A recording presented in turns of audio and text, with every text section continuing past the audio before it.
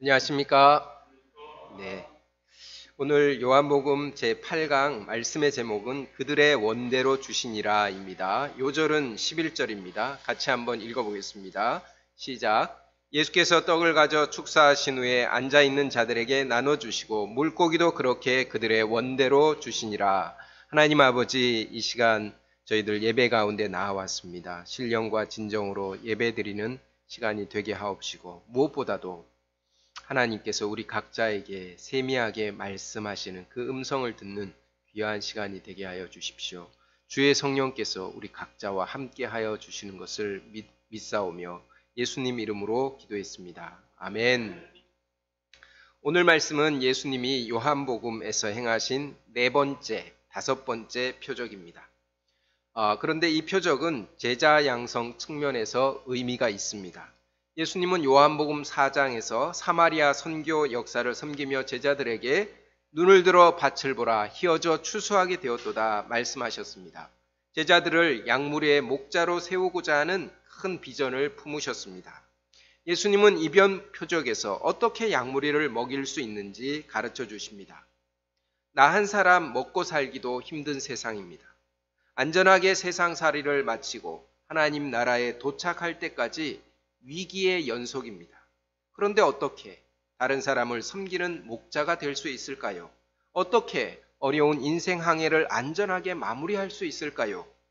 이 시간 우리 주님께서 아무도 없는 광야에서 그리고 풍랑이 있는 캄캄한 바다 한가운데서 행하신 표적을 묵상하면서 성공적인 인생 항해와 목자의 삶의 비밀을 깨달을 수 있기를 기도합니다. 제1장 우리가 1절부터 13절까지입니다. 1절과 2절을 보십시오. 예수님은 디베랴의 갈릴리 바다 건너편으로 가셨습니다. 큰 무리가 예수님을 따랐습니다. 그들은 예수님이 병자들에게 행하시는 표적을 본 자들이었습니다. 예수님을 따라온 무리 가운데는 고침받기 원하는 병자들과 그들의 가족들이 많았을 것입니다. 마침 유대인의 명절인 유월절이 가까웠습니다. 시기적으로 예루살렘에 올라갈 여행 준비로 매우 바쁜 때였습니다. 하지만 예수님을 찾아온 무리에게는 명절 준비보다 절박한 인생 문제가 있었습니다. 예수님은 제자들과 함께 산에 올라서 도움을 요청하러 오는 큰 무리를 보셨습니다. 우리 같으면 좀 부담스러운 무리일 것입니다. 5절과 6절을 같이 읽어보겠습니다. 시작. 예수께서 눈을 들어 큰 무리가 자기에게로 오는 것을 보시고 빌립에게 이르시되 우리가 어디서 떡을 사서 이 사람들을 먹이겠느냐 하시니 이렇게 말씀하심은 친히 어떻게 하실지를 아시고 빌립을 시험하고자 하심이라. 예수님은 12명의 제자 가운데 특별히 빌립에게 질문하셨습니다. 우리가 어디서 떡을 사서 이 사람들을 먹이겠느냐?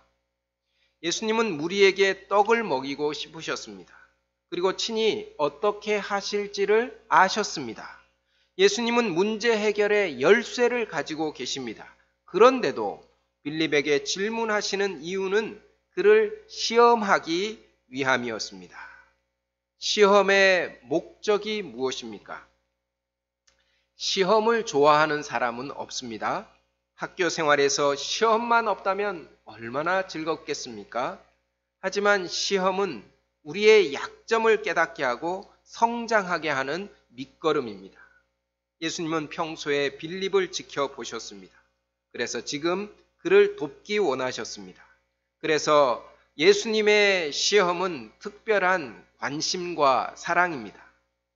예수님은 빌립에게 어디서 떡을 살지 장소를 질문하셨습니다.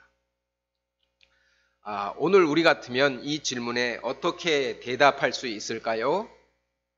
주님, 세계로마트, 금메달마트, 떡집이란 떡집은 다 돌아다녀도 지금은 문 닫을 시간이라 떡이 남아 있을지 모르겠습니다.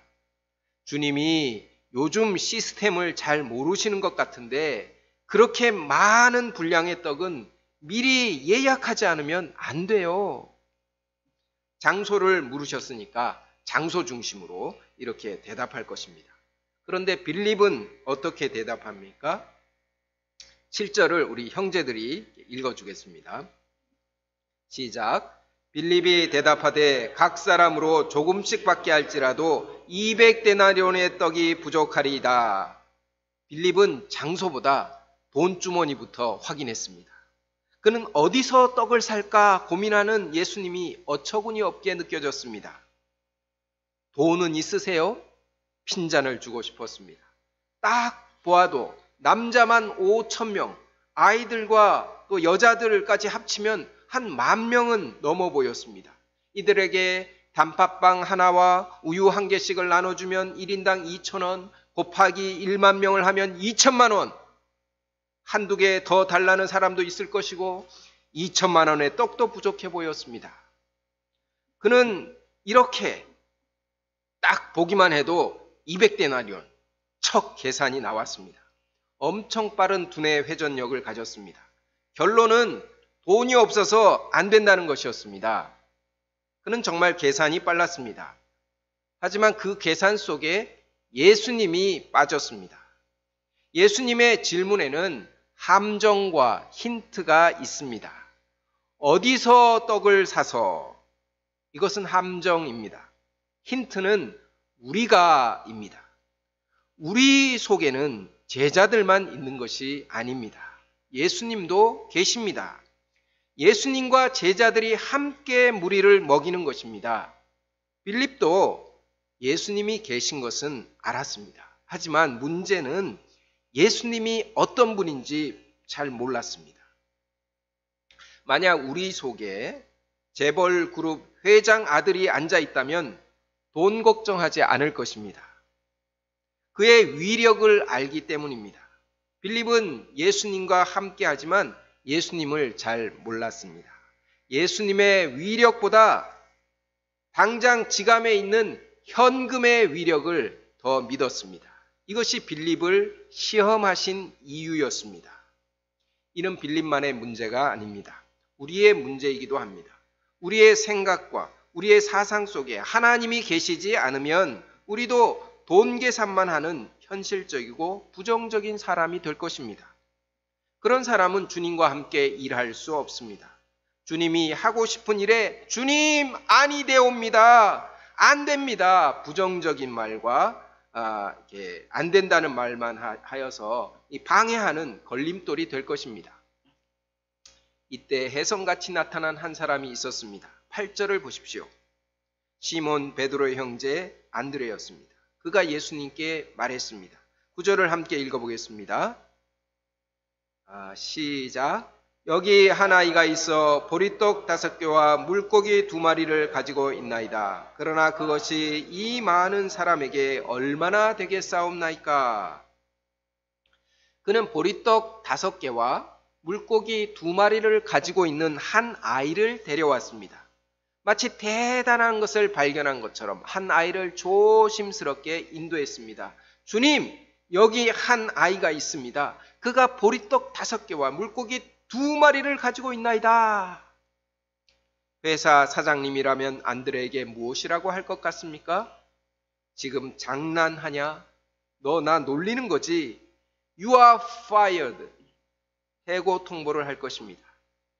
안드레의 행동은 객관적으로 이해되지 않습니다. 이해되는 이유가 있다면 안드레가 어젯밤에 벼락을 맞고 정신이 나갔습니다. 그렇게 하면 이렇게 이해가 됩니다. 정말 바보가 아니고서는 이런 행동을 할 수 없습니다. 하지만 안드레는 덧붙입니다. 그러나 그것이 이 많은 사람에게 얼마나 되겠사옵나이까? 이 말은 안드레가 바보가 아닌 것을 증명합니다. 안드레도 그것이 많은 사람을 먹이기에는 턱도 없이 부족한 것을 잘 알았습니다. 한 아이가 가진 보리떡 5개와 물고기 2마리는 정말 아무것도 아닙니다. 그런데 왜 그것을 예수님에게 가져왔습니까? 본문 어디에도 안드레가 예수님을 믿었다, 그런 기록은 없습니다. 중요한 것은 아무것도 아닌 그것을 예수님에게 가져온 것이었습니다. 마치 예수님의 어머니가 저희에게 포도주가 없다 예수님에게 알린 것과 같았습니다. 주님, 우리가 가진 것은 이것밖에 없습니다. 이것은 안드레의 안타까운 기도입니다. 적어도 안드레는 빌립과 같이 앉아서 계산만 하지 않았습니다. 무리를 먹이려는 예수님의 마음을 알았습니다. 그래서 무엇이라도 찾았습니다. 찾았는데 겨우 5병여 뿐이었습니다. 그것을 주님께 가져왔습니다. 안드레 5병여는 아무것도 아니지만 그 속에는 예수님의 마음에 순종하는 그 순종심과 또 그 마음에 동참하는 심정과 또 기도가 담겨 있습니다. 예수님은 안드레가 가져온 5병여를 어떻게 하셨습니까? 10절과 11절을 읽어보겠습니다. 시작. 예수께서 이르시되 이 사람들로 앉게 하라 하시니 그곳에 잔디가 많은지라 사람들이 앉으니 수가 5,000명쯤 되더라. 예수께서 떡을 가져 축사하신 후에 앉아있는 자들에게 나눠주시고 물고기도 그렇게 그들의 원대로 주시니라. 예수님은 제자들로 무리를 잔디밭에 앉게 하셨습니다. 떡을 가져 축사하신 후에 앉아있는 자들에게 나눠주셨습니다. 물고기도 그렇게 그들의 원대로 주셨습니다. 각 사람에게 조금씩이 아니었습니다. 원하는 대로 다 주셨습니다. 어떤 사람은 집에 계신 부모님께 갖다 드려야 한다면서 한 개 더 달라고 했습니다. 어떤 사람은 어제 다이어트가 끝났다고 지금 너무 배가 고프다고 더 달라고 했습니다.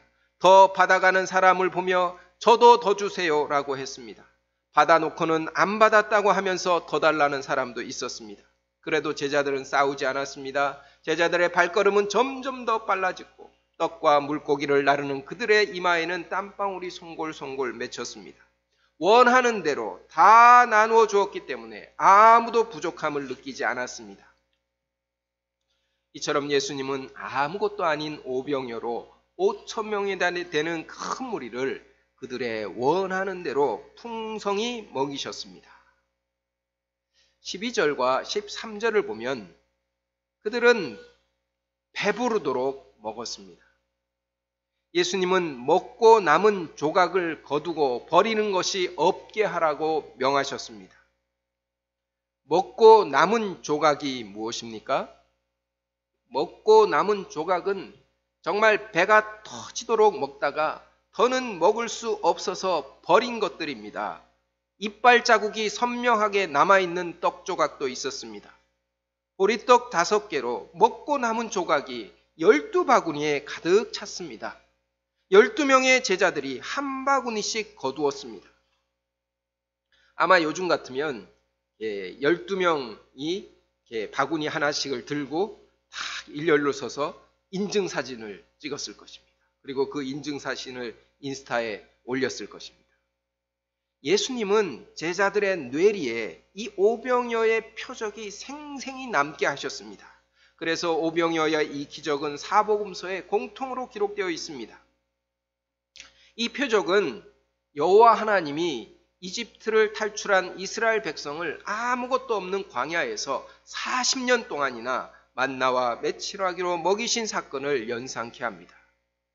이 표적이 제자들에게 주는 교훈이 무엇이었을까요?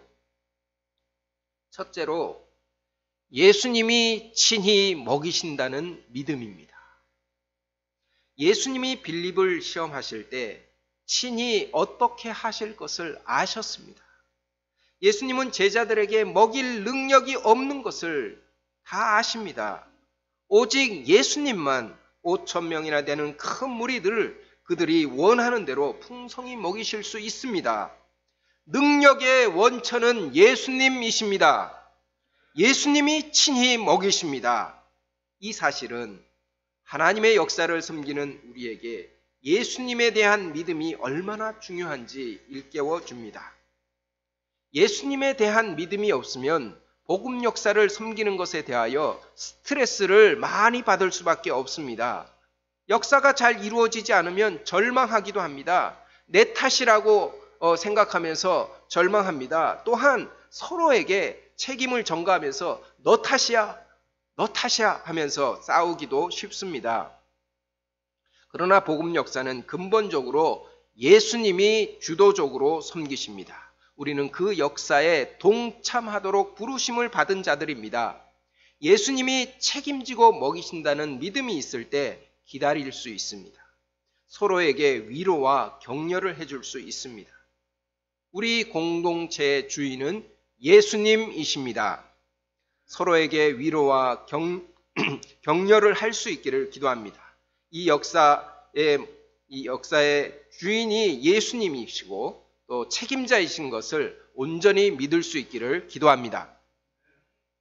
둘째로, 예수님은 제자들의 오병이어를 통해서 역사하십니다.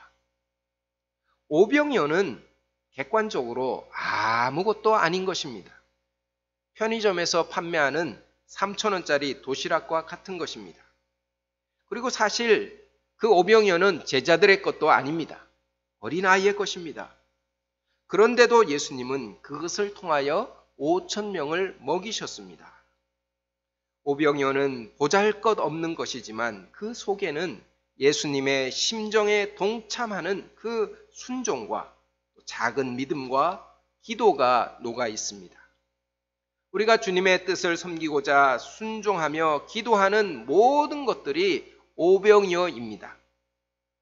우리가 캠퍼스 복음 역사를 섬기고자 할 때 캠퍼스 땅을 밟고 기도하는 것, 또 한 팀의 1:1 성경 공부를 섬기는 것, 또 새벽을 깨워서 중보 기도하는 것, 또 우리 사모님들이 줌으로 모여서 기도의 단을 꾸준히 쌓는 것, 또 부족한 예산 속에서도 환경을 개선하려고 또 십시일반 자기의 달란트를 드리는 것, 또 인스타를 만들어서 양들에게 좀 더 가까이 다가가려고 노력하는 것 등 이 모든 것들이 우리의 오병이어입니다. 사람들은 그것을 아무것도 아닌 것이라고 볼 수 있습니다. 우리 눈에도 그렇게 보입니다. 하지만 예수님은 그 속에 있는 우리의 순종과 믿음과 기도를 받으시고 축사하셔서 많은 무리를 풍성히 먹이실 것을 믿습니다. 그것이 하나님의 역사입니다. 하나님은 1세기 복음 역사를 오병이어와 같은 12 제자들을 사용하여 이루셨습니다. 그들은 정말 보리떡 같은 보잘것없는 자들이었습니다. 랍비 수업도 받지 못한 자들이었습니다. 성경에 정통한 바리새인 출신도 없었습니다. 대부분 어부 출신이고 죄인 취급받는 세리도 포함되어 있었습니다. 하지만 예수님은 그들을 통하여 천국 복음 전파 역사를 이루셨습니다. 그리고 지금도 오병이어의 기적을 이루고 계십니다. 제가 몇 년 전에 박길명 목사님이 자전거를 타고 캠퍼스에 오르는 것을 보았습니다. 그리고 캠퍼스를 한 바퀴 쭉 돌고 학원으로 출근했습니다. 그런데 어느 날은 그 자전거를 끌고 오면서 길에서 만난 장승훈 형제와 대화하면서 걸어오는 그 모습을 보았습니다. 하나님은 이렇게 우리의 작은 것들을 받으시고 영혼 구원 역사를 섬기고 계십니다. 하나님은 대단한 것을 받으셔야만 역사하는 분이 아니십니다. 우리의 작은 것을 받고 역사하시는 전능하신 하나님이십니다.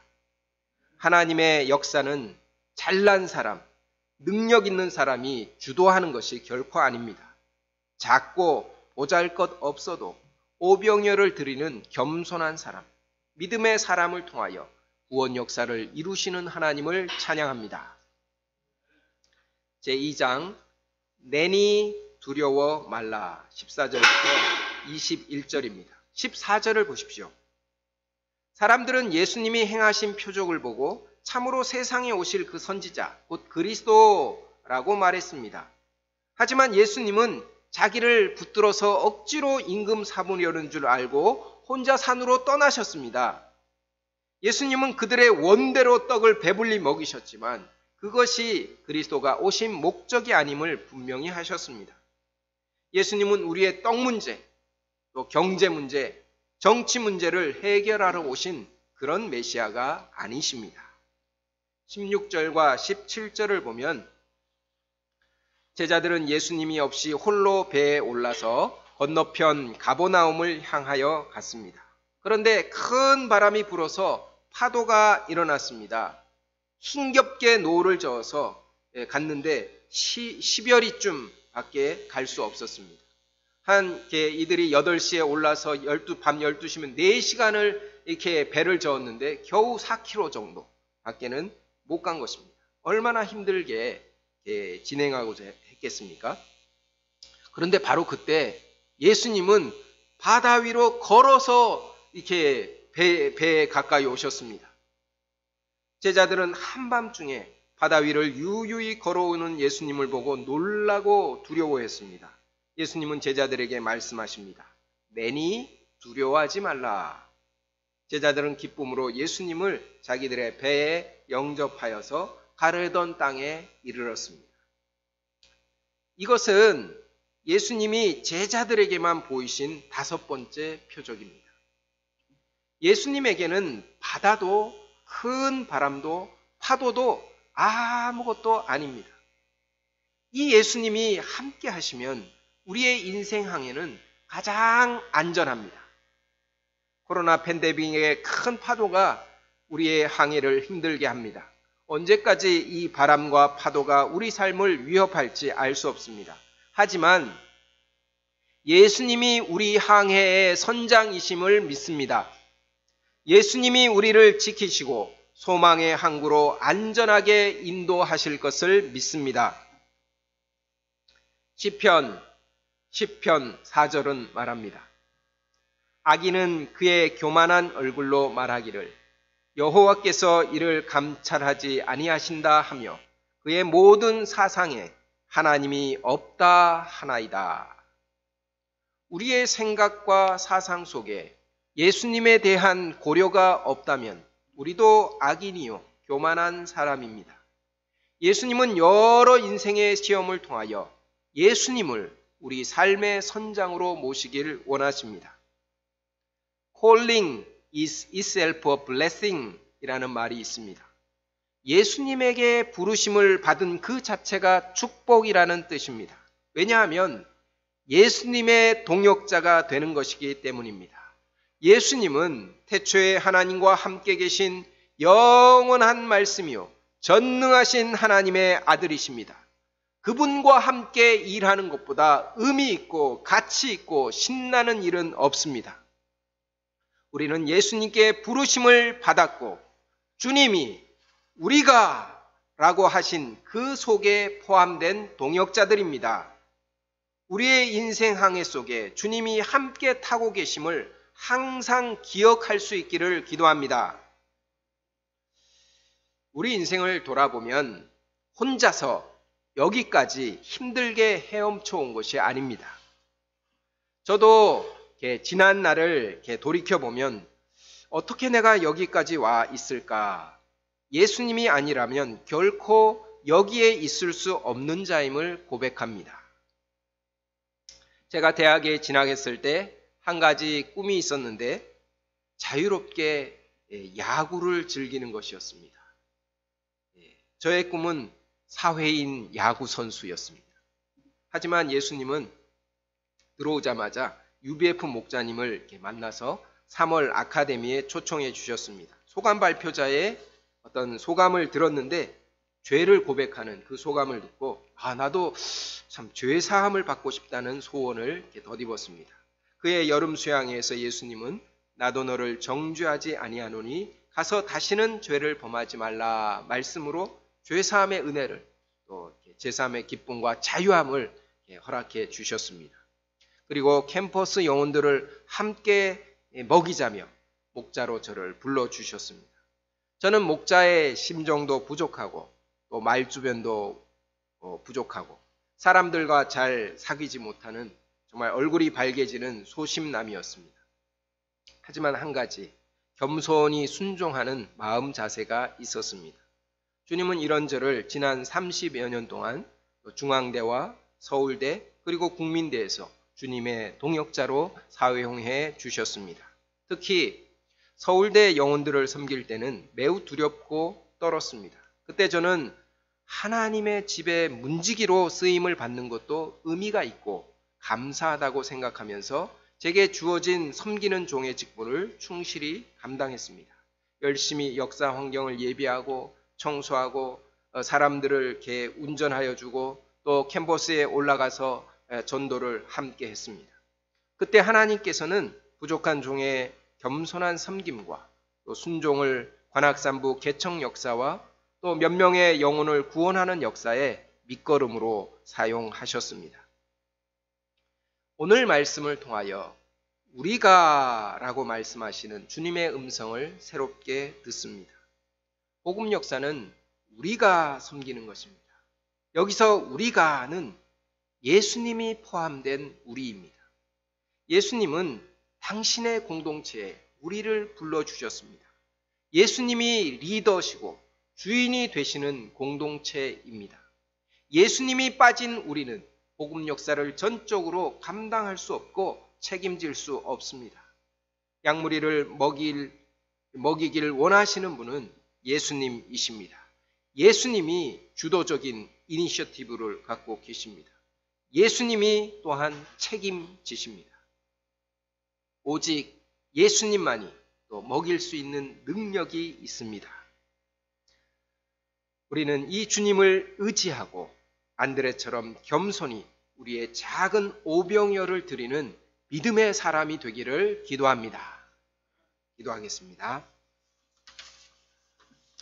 하나님 아버지, 부족하고 연약한 또 보리떡 같은 저희를 이렇게 부르시고 하나님의 생명구원 역사에 사용하여 주시는 은혜를 생각할 때 감사합니다. 주님은 전능하신 하나님이십니다. 이 주님께서 우리와 함께 하시고 우리와 함께 주님의 양무리를 먹이고자 하시니 참으로 감사합니다. 저희가 이렇게 자신의 부족함, 능력 없음을 한탄하고 또 이렇게 두려워하고 절망하지 않도록 도와주십시오.